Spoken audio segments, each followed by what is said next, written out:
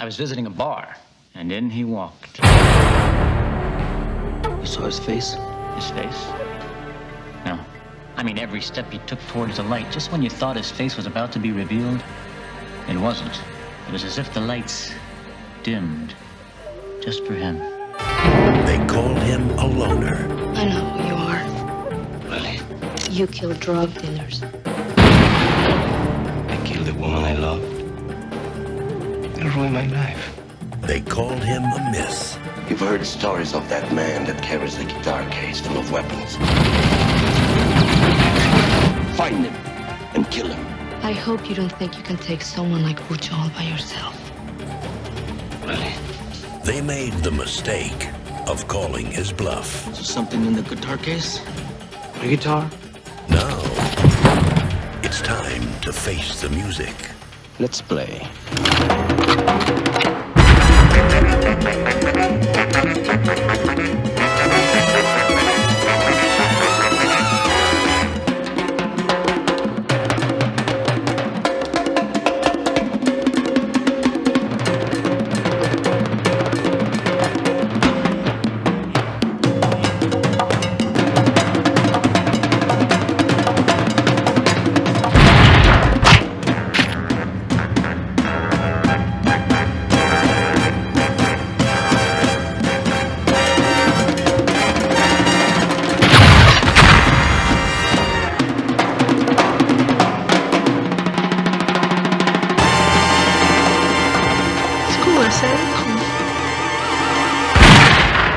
Desperado, the new film from Robert Rodriguez.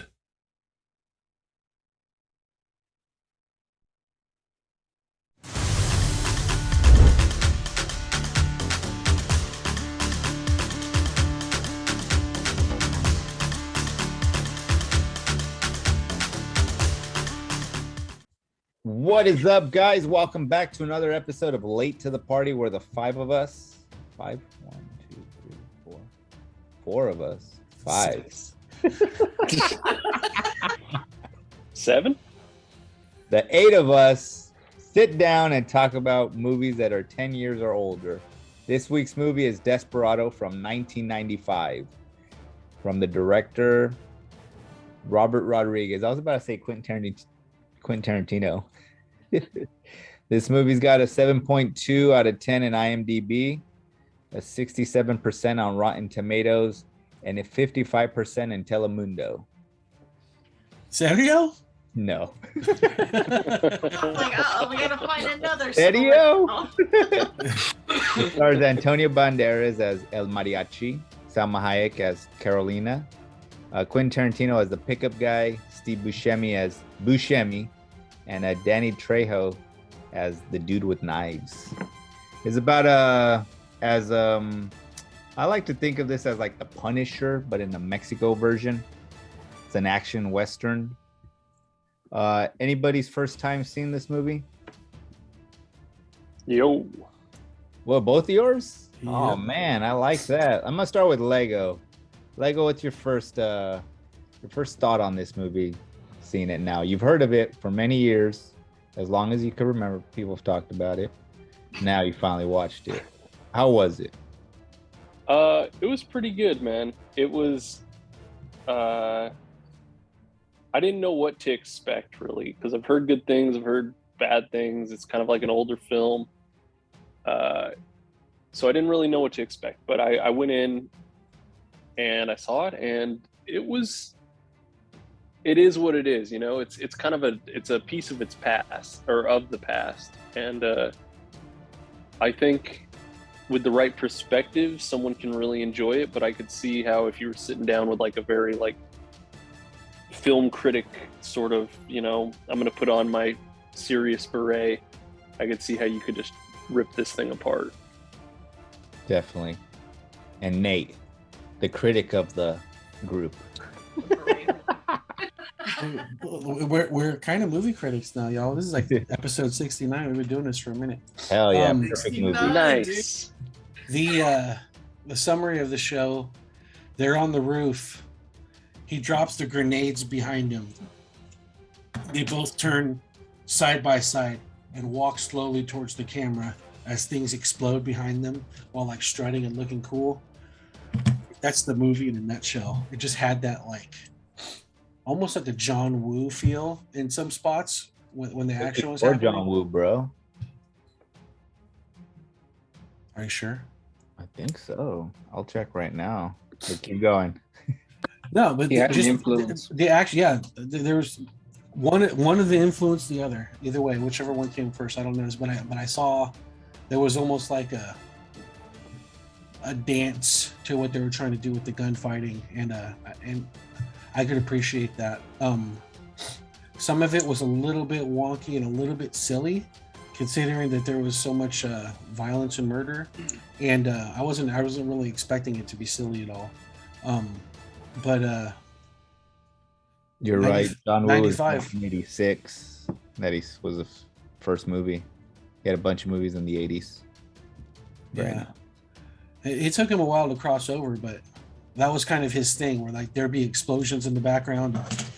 People would have their guns like synchronously aiming, and they would have like jackets with like piano player jackets with the tails coming down, and they would like wave in the wind, and they would be shooting, and there'd be fans blowing on them, mist and shit. Like interesting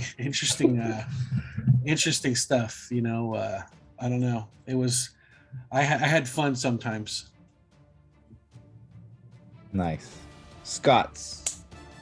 How many times have you seen this movie? It's got to be like your 100th time, right? Yeah, because we're so old. Ass. No, this is probably only like my third or fourth time seeing it, and it's probably been at least a decade between viewings, at least, not more. So it's almost a fresh movie again. I forgot how funny it was. I took it more of like a serious action film, and it's got some serious action film in it, but like I forgot how humorous it was, and how things were just kind of like played off. And I forgot how talented Antonio Banderas can be. He can sing, and he can play the guitar. He can do all of those kinds of things. Not all very well, but he can do it. But I think what set the tone for the movie for me was, even though Steve Buscemi was telling the story at the very beginning, the scene where Antonio Banderas he's got an empty hand, and he goes to brush his hair back, and he comes back with the sawed-off shotgun. You're like, where'd that come from? I was like, there it is. I was like, did I just... I was thinking to myself, I'm sure Lego's made that move a few times. And I was like, this is great. And that the shootout at the bar, I think, is probably my favorite like set piece from this whole movie. The second one, you know, where Cheech Marin's bar. I think that's probably, I love it. He's like, and when he's shooting, he's throwing his gun like with the bullets. Yeah. Like, that was karate chopping with the bullets. Yeah. I was like, really? Does that like help? Is he trying to wanted this before wanted was a thing? I mean, he's trying to curve bullets ahead of time. Like, I don't know. It was a lot of fun, and I like it. I forgot how much fun this movie was. But yeah. Yeah, I've seen this movie quite a bit. It was one of my mainstays during the latter part of the 90s. And it's hard not to look back at this movie fondly, especially since 1995 was like peak hotness for Salma Hayek and Antonio Banderas. My God. That long, beautiful, luscious hair, right? Yeah. Is there a more attractive couple ever in movies? I don't know, man. Right? And they could still be dirty, and they were still hot. Yeah. True story. Vargas, how many times have you seen this movie? Probably counting my 78th time. Jeez. No, I love the trilogy, the Mariachi, the Desperado, and Once Upon a Time in Mexico. I couldn't help but think this movie really shows Robert Rodriguez's love for comic books and comic book characters. This felt like a comic book movie, just in the way that he builds up these characters and then he just kills them off with no regard as to any kind of character building or anything. He hypes them up and then boom, down we go. I love that. I love the guns and the briefcase thing. It's so ridiculous. Like, if you go into this movie expecting something serious, you're gonna be in for a rude awakening. But that's what I like about it. That's what I've loved about and each movie feels so different. Like, I think this is the sequel. Yeah. If I'm not this is the sequel, but it feels like it's its own thing. And the funny thing is they actually recasted the main guy from the first one to be the sidekick in the second one. So it messes with you on so many levels. Yeah. That I've loved that about Robert Rodriguez. And going back to his roots as a comic book fan, didn't he lose his whole thing in Hollywood because of his he wanted to keep pushing to give Frank Miller his credit in in Sin City. In Sin City. So I mean, that says it all, man. The kind of character he is. I will say this, and it's the one thing that a lot of people always like, what? The one thing that I didn't like, and I'm gonna be real, is I hated Quentin Tarantino's part. I love the guy as a director, but who the hell gives him lines? Like, it felt so cringe here. Like that joke he told at the bar, I wanted to laugh so badly, but I was just like, I couldn't help but think. I'm like, dude, this guy's just, it was so cringy. I'm like, get him out of there. Get him behind the camera. Don't get him in front of it. Like, he's cool and all. Like, he does a better job, and I think it's because it's his love. He does a better job in Pulp Fiction than he does in this movie, in my opinion. But he's I've always solid loved in Dust Till Dawn. Yeah, he's in Dust Yes, Till he does Dawn, do. Yes. Okay, he yes, did a he really does. good job in that. He did a great job in that, but I'm just saying in this one, it just, that joke and a lot of his lines feel so forced, and I don't know, there's just something off about him. And I'll this, tell you what's wrong about him. He looks like frickin' Mac Tonight. That chin. The Moon Man from fucking McDonald's. Yeah. Yeah, but with those things aside, just the guns, the ridiculousness of this movie, I freaking love it, man. I love this whole trilogy, and this how each one is their own. But yeah, Nate, favorite or worst scene of the movie? Oh goodness. I liked when he was showing the kid how to play guitar, and it seemed like right when he was getting into it, he had to throw it away because he's like, I can't be having a good time playing guitar. I did to murder people. So that was a fun time in the movie. I had I got 3/4 of the way through this movie thinking what the fuck is this? This shit's like a fucking episode of Hercules or Xena. It was just it was wacky and wonky, and I was like, man, this is not what I expected. This shit sucks. And then I was like, wait a minute, I like Hercules and Xena. Maybe I'm trying to make this to be too serious, and that's when I took a step back, and I was able to have more fun with it. But it totally was not what I expected at all. I didn't expect wonkiness, and when he was trying to do the wanted and curve the bullets and whatnot, I was just like, is this outtakes? Is this the director's cut and he just put this shit in here anyways? So I don't know. There was moments where it was just a little bit too silly for me, and but it was a fun time. Lego, same question. Oh man,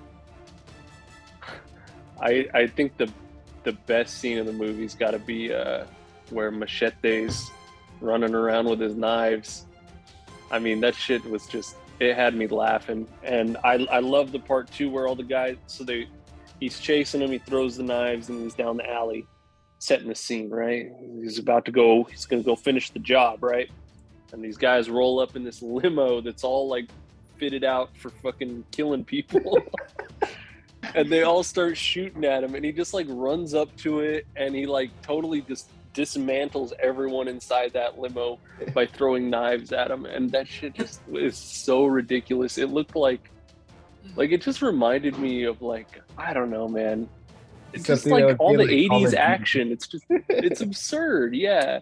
But it was so funny. And like that was the moment where I knew this movie was just like, this shit is fucking hilarious. Nice. Scott's. Is this movie dated?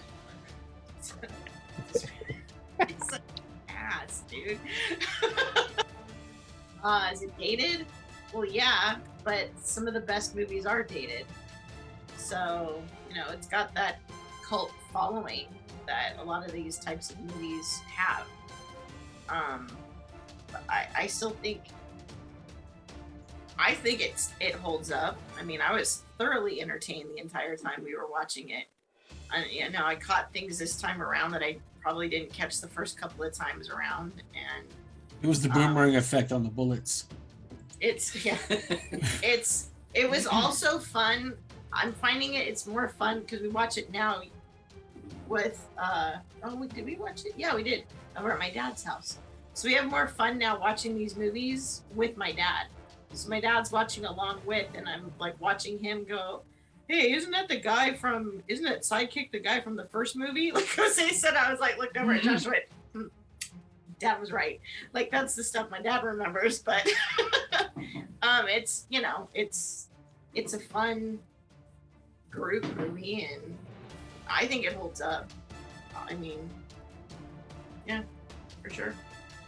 Yeah, I don't think it's very dated at all. In fact, I think that the setting being in Mexico, even though the cars are old, that's probably still fairly accurate. The only thing that was out of place was that gnarly cell phone with the pull-out antenna. You know what I mean? And you're like, oh, this is like super old. But if that part wasn't in it, you know, if he had like instead picked up a phone or something, you'd be like, okay, you know, it still fits with the setting. Because I think even if you took the movie as is and you put it like in our present time, it probably still looks like it's taking place today. You know what I mean? Yeah. Even though it's almost 30 years old. Well, I mean, it's you've got the Vengeance movie, but then the Vengeance is against, spoiler alert. Yeah, it looks like it's gonna be 30 years this coming year. It'll be 30 years old. Drug cartel. Really? This coming year? 92?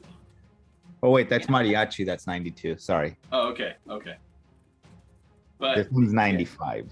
yeah, I enjoyed it the entire time. If there was any scene in it that was like off-putting, it was when Bucho was making love to his like silent partner or whatever, and then he blows smoke in her mouth when she comes in for a kiss because he just doesn't give a damn. I'm like, oh, that's so gnarly. But that's not really a scene that I would say, oh, that's just a terrible scene, but it's just like gross. It's just gross. That was a good scene. Jose, final words of the movie before we go to the buckets. I think here we're really big fans of watching movies that show us rather than tell us. And there was a lot of little real subtle things, if you pay attention, that I absolutely loved. I don't know if you guys caught on, like when he has that dream and that flashback to how he got shot in his hand, and he's trying to teach the kid how to play, and he realizes he can't hold it right because of it. And Robert Rodriguez, as a director, does a great job of kind of zooming in and just watching his hand shake and struggle to close it. And a movie today would be like, I can't, my hand, you know, he'd be explaining to the kid why he can't play it right. But instead he kind of muscles through it and he plays it. And then he gives the guitar over to the kid and he tells him, always keep practicing. I love the beginning with Steve Buscemi telling that story at the bar. That was a great opening scene for me. I think all in all, if you're a fan of comics, you're just, and that's like Josh said, I think a lot of times directors don't know how to handle a setting like Mexico, and the whole mix of modern and old just clashing together mended it really well. Like, I don't know if you guys noticed, but when I think when Machete comes out and he puts on the sunglasses, they're like Ray-Bans, and he's in the old, like he's supposed to be in the old Pueblo. I love that. There's just little subtle things that they did to bring the old and the new together, and I think, you know, despite the fact that this movie's going to be 30 years old soon, it still holds up in my opinion.